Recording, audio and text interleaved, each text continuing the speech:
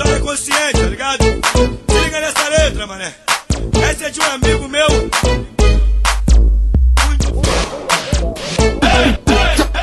Eu vi o mano sentado lá na esquina.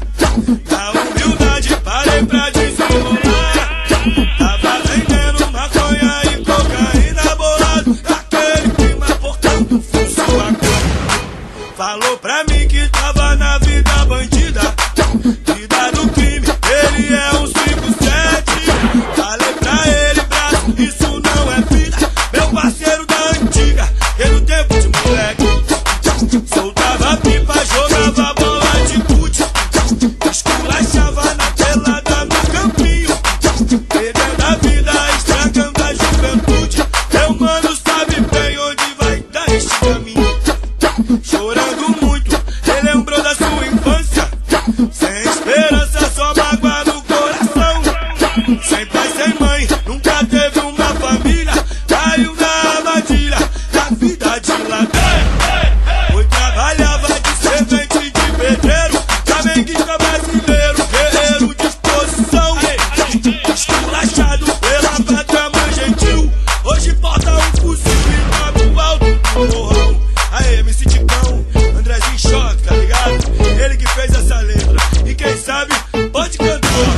Você pode ser bandido, ou traficante, um 57, que eu vou guardar sempre comigo, nosso tempo de amigo. É a brincadeira de moleque, é a brincadeira de moleque. Entendeu, meu mano?